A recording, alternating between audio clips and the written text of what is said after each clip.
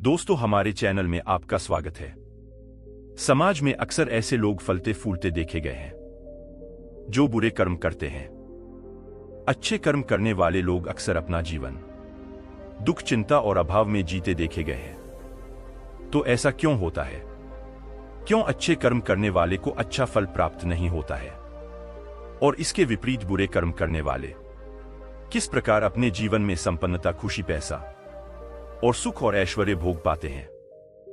आपके मन में सारे उठे हुए सवालों के जवाब आपको इस बद कहानी में मिलेंगे।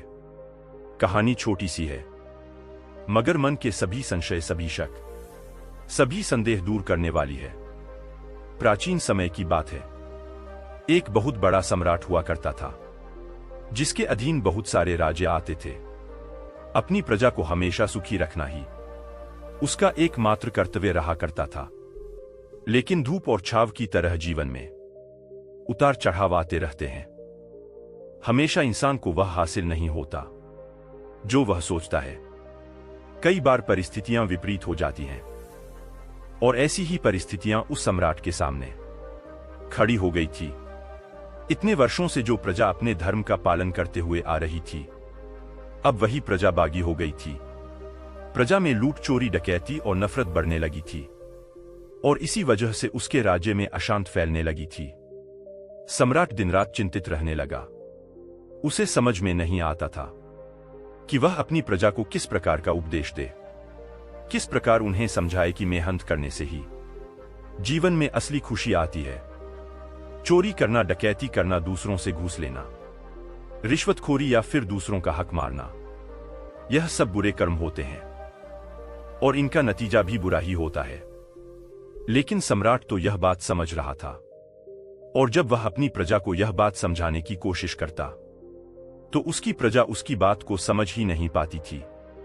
जब भी वह अपनी प्रजा को समझाने की कोशिश करता, तभी उस प्रजा में से कोई ना कोई इंसान ऐसा सवाल पूछ लेता जिसका जवाब, जिसका उत्तर उस सम्राट के पास था ही नहीं। आखिरकार बहुत सोच विचार करने के बाद भी जब सम्राट को इस प्रश्न का कोई उत्तर नहीं मिला, तो उसने अपने राज दरबार में सभी विद्वानों की, सभी मंत्रिमंडल की एक सभा बुलाई और इस प्रश्न को सभी के सामने रखा और सबसे इसका उत्तर पाने की आशा जताई और कहा कि अगर कोई विद्वान इस प्रश्न का उत्तर दे सकता है तो मैं अपनी प्रजा में खुशहाली पहले की तरह वापस ला सकता हूं। इसीलिए जो भी विद्वान या जो भी मंत्री इस प्रश्न का सही जवाब देगा, मैं उसे 100 हज सोने की मुद्राएं अपनी तरफ से भेंट करूंगा। सभी ने कौतूहल के साथ वह प्रश्न सम्राट से पूछा, तो सम्राट ने सभी को बताया कि प्रश्न बड़ा सीधा सा है कि बुरे कर्म करने वाले को बुरा फल प्राप्त क्यों नहीं होता है। मेरी प्रजा मुझसे यही जानना चाहती है कि अगर डकैती, चोरी, घूसखोरी या फिर दूसरों का हक मारना बुरा कर्म है, तो ऐसे लोग अच्छा जीवन क्यों जीते हैं, और जो लोग कोई भी बुरा कर्म नहीं करते, वह जीवन में इतनी परेशानी क्यों झेलते हैं। सम्राट ने सभी से याचना की कि मैं कोई ऐसा उत्तर चाहता हूं ताकि अपनी प्रजा के बीच पहले की तरह व्यवस्था कायम कर सकूं, उन्हें सही धर्म का मार्ग दिखला सकूं, उनके सामने साबित कर सकूं कि बुरा कर्म करने का नतीजा बुरा ही होता है। लेकिन मेरे पास इसका कोई ऐसा तर्क नहीं है जो मैं उन्हें दे सकूं, और इसीलिए मेरी प्रजा के ज्यादातर युवा मेहनत करने की जगह चोरी, डकैती या फिर इसी तरह के दूसरे बुरे कर्मों में फंसे हुए हैं। मैं उनको बाहर निकालना चाहता हूं, अपने राज्य में फिर से शांति कायम करना चाहता हूं। कोई भी विद्वान जो अपने तर्क से मुझे संतुष्ट कर देगा, उसका बहुत बड़ा आभारी रहूंगा। उसके इस उत्तर के लिए मैं और मेरे राज्य की सारी प्रजा हमेशा जीवन पर्यंत उसके कृतज्ञ रहेंगे। इसका उत्तर देते हुए एक मंत्री ने सभा में खड़े होकर सबको संबोधित करते हुए कहा कि राजन, हो सकता है कि कर्म का फल अभी प्राप्त ना हो, लेकिन आने वाले समय में उस कर्म का फल अवश्य मिलता है। हो सकता है उसने जवानी में बुरे कर्म किए हो, लेकिन बुढ़ापे में उसको उसका फल भोगना पड़ेगा। यह विधि का विधान है।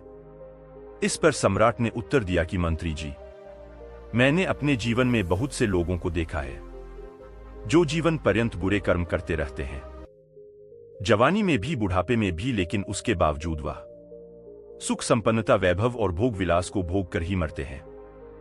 कोई भी कर्म का विधान जो कथन आप कह रहे हैं, मैंने अपनी आंखों के सामने गलत साबित होते हुए देखा है। बहुत बार ऐसा देखा गया है। इस पर उस मंत्री ने उत्तर दिया कि राजन, हो सकता है कि उसे अपने कर्मों का फल इस जन्म में प्राप्त ना हुआ हो, लेकिन अगले जन्म में तो उसे अपने कर्मों का फल अवश्य भोगना पड़ेगा। इसीलिए हम देखते हैं कि कुछ लोग जन्म से ही हमेशा दुख में रहते हैं। शारीरिक दुख, मानसिक दुख, ऐसे दुख कुछ लोगों के साथ जन्म से ही जुड़े होते हैं। भला ऐसे लोगों ने क्या बुरा कर्म किया है? कुछ लोग जन्म से ही अंधे पैदा हो जाते हैं, कुछ लोग अपंग हो जाते हैं। तो इस जन्म में ऐसे लोगों ने क्या बुरा कर्म किया है जो उन्हें यह फल भोगना पड़ा? इस बात का उत्तर देते हुए सम्राट ने कहा कि मंत्री जी, बहुत से लोग दुनिया में ऐसे हैं जो अगले जन्म पर विश्वास ही नहीं करते। तो क्या ऐसे लोगों को कर्मों पर विश्वास ही नहीं करना चाहिए क्या? उनके लिए कर्मों के कोई मायने नहीं है। अगर इस जन्म में ही कर्मों का फल प्रामाणिक रूप से सबके सामने मिले, तब तो लोगों का विश्वास कर्म के सिद्धांत पर कायम हो। लेकिन अगर उनके सामने जीते जी उस कर्म का फल आए ही ना, तो भला लोग कर्म के सिद्धांत को मानेंगे ही क्यों? और मुझे तो अपनी प्रजा को समझाना है। भला मैं अपनी प्रजा को यह तर्क देकर किस प्रकार समझा पाऊंगा? प्रजा में तो हर तरह के लोग उपस्थित होंगे जो अगले जन्म को मानते भी होंगे, लेकिन अधिकतर लोग ऐसे भी हो सकते हैं जो अगले जन्म में विश्वास ही नहीं रखते। भला उन लोगों को मैं कैसे संतुष्ट कर पाऊंगा? सम्राट का यह उत्तर सुनकर एक और विद्वान सभा में खड़ा होकर उत्तर देता है कि राजन, हो सकता है कि एक बुरा कर्म करने वाला मनुष्य जीवन पर्यंत सुख से रहे, लेकिन उसकी आने वाली संतान तो उसके कर्मों का फल भोगेगी। जो कर्म उसके पिता ने किए होंगे, उसका फल उसकी संतान जरूर भोगे, अवश्य भोगते हैं। यह उत्तर सुनकर सम्राट को हंसी आ गई। उन्होंने कहा कि यह विद्वानों की सभा है, जरा सोचकर बोलिए, अगर एक इंसान कर्म कर रहा है, अगर एक मनुष्य खुद के कर्म संचित कर रहा है, तो भला ऐसा कैसे हो सकता है कि कोई दूसरा उसके कर्म का फल भोगे? एक तरफ तो हम कहते हैं कि मनुष्य इस जीवन में अकेला आता है और अकेला ला ही जाता है। ना मनुष्य किसी का पुत्र है, ना किसी का बेटा है, ना किसी का पति है, बस वह एक चरित्र निभा रहा होता है। जीवन में अगर हम इस सिद्धांत को मानते हैं, तो ऐसा कैसे हो सकता है कि एक पिता के द्वारा किए हुए बुरे कर्मों का फल उसका बेटा ही क्यों भोगे? उसकी पत्नी भी भोग सकती है, उसके पोते भी भोग सकते हैं। भला उसके बेटों ने ऐसा क्या गुनाह किया है? यह बात किसी रूप से दूर दूर तक तार्किक नहीं है। इस उत्तर से तुम खुद के मन को संतुष्ट कर सकते हो, लेकिन एक तेज बुद्धि वाले मनुष्य को यह बात कभी समझ में नहीं आएगी। इसीलिए ऐसे उत्तर लेकर आओ जिससे मैं संतुष्ट हो सकूं, और मैं संतुष्ट होने के बाद अपनी प्रजा को संतुष्ट कर सकूं। सभा में खलबली मच गई। किसी के पास अब कोई उत्तर नहीं बचा था। लोग एक दूसरे का मुंह ताक रहे थे कि तभी उस दरबार में एक भिखारी आ पहुंचता है। फटे पुराने कपड़े पहने हुए वह हाथ जोड़कर उस सम्राट के सामने खड़ा हो जाता है। विद्वान उसे देखकर कर क्रोधित हो जाते हैं। वह सम्राट से कहते हैं कि राजन, आपने यहां विद्वानों की सभा बुलाई है, यहां पर यह भिखारी क्या कर रहा है? यह सुनकर सम्राट अपने दरबारियों को बुलाकर पूछता है कि तुमने इस भिखारी को राज दरबार में क्यों घुसने दिया? तब दरबारी कहते हैं कि राजन, हमने इसे रोकने का बहुत प्रयास किया, लेकिन यह बार बार कहता रहा कि जो प्रश्न सम्राट के मन में उठ रहे हैं उनका जवाब मेरे पास है, उनका मैं उत्तर दे सकता हूं। अगर मैं एक बार राज दरबार में पहुंच गया और इसके बार बार याच करने पर हमने इसको अंदर आने दिया।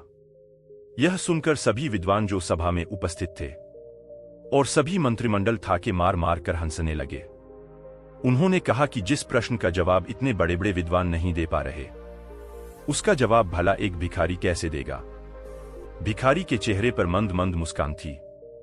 उसके मन में किसी के प्रति कोई ईर्ष्या भाव नहीं था।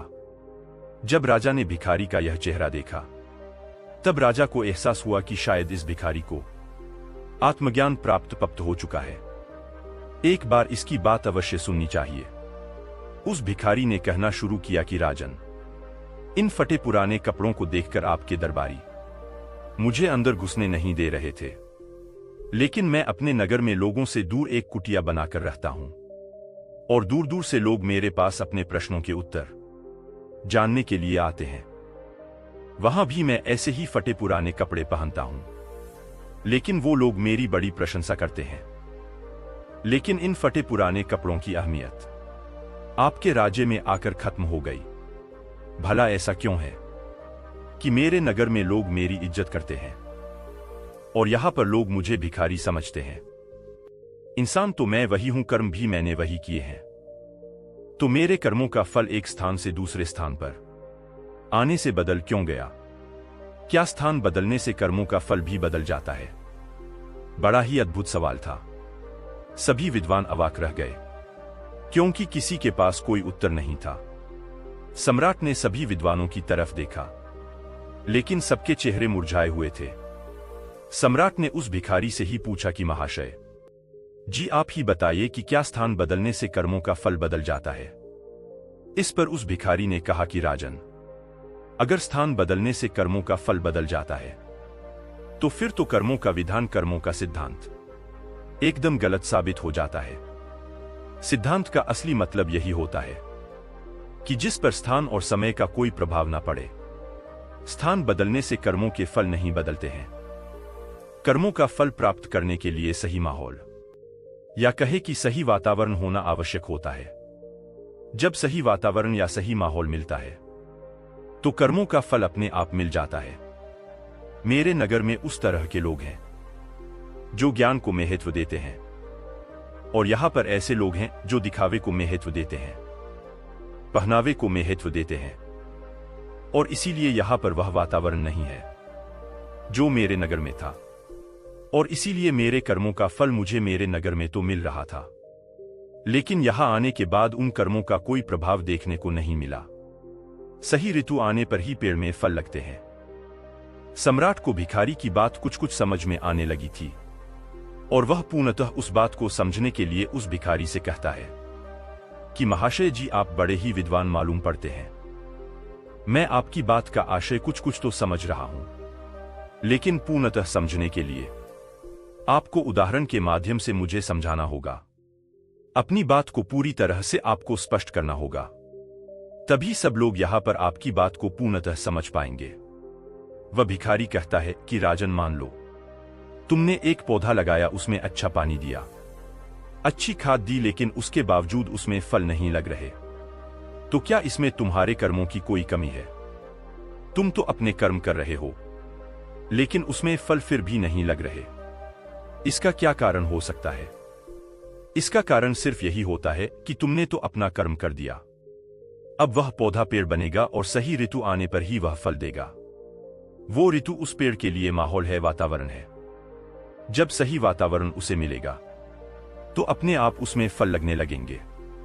लेकिन वह ऋतु आने से पहले ही तुम सोचने लगो कि मेरे कर्मों का फल तो मुझे मिला ही नहीं, और तुम निराश हो जाओ, तो इसमें तुम्हारी कमी है, क्योंकि सही वातावरण अभी मिला नहीं है। सही वातावरण, सही माहौल, यानी कि सही ऋतु आने पर उसमें फल भी लगे।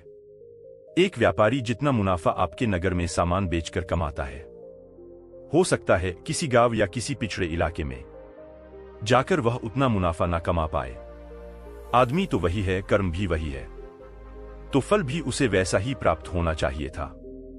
जगह बदलने से माहौल और वातावरण का फर्क पड़ता है।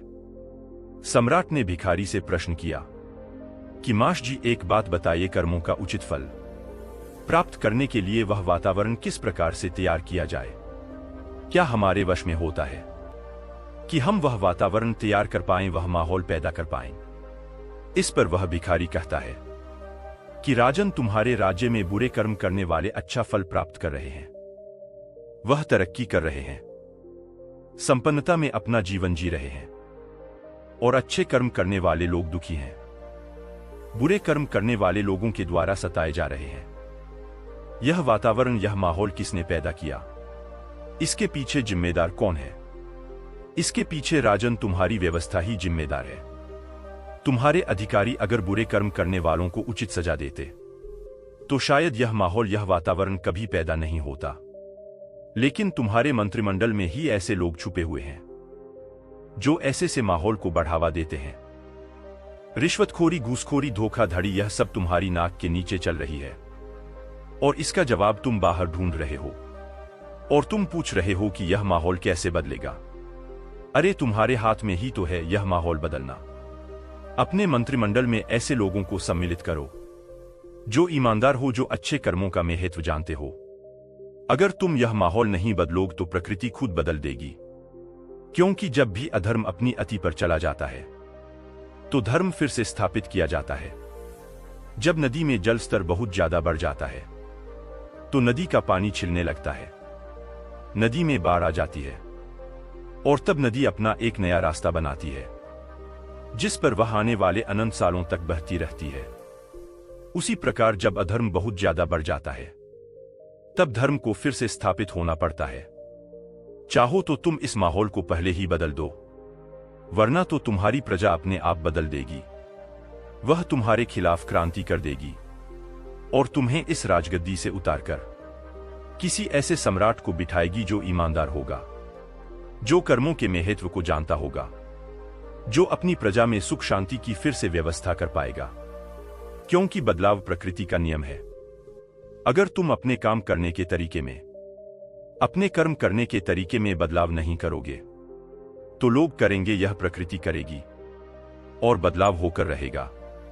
सम्राट को अपने सभी प्रश्नों के उत्तर संतुष्टि भरे मिल चुके थे। अब उसे समझ आ चुका था कि उसे अपने राज्य में क्या बदलाव करने हैं। सम्राट ने उस भिखारी को अपने मंत्रिमंडल में शामिल कर लिया और अपने राज्य में उचित व्यवस्था बनानी शुरू कर दी। तो दोस्तों, कैसी लगी ये कहानी? आपको कमेंट सेक्शन में जरूर बताना और अच्छी लगी हो तो इस चैनल को सब्सक्राइब करके नोटिफिकेशन बेल को जरूर प्रेस कर देना। तो मिलते हैं अगली कहानी में। तब तक के लिए अपना ख्याल रखें और इसे अपने परिवार और दोस्तों के साथ शेयर करें। और वीडियो में यहां तक बने रहने के लिए आपका बहुत बहुत धन्यवाद। नमो बुद्धाय।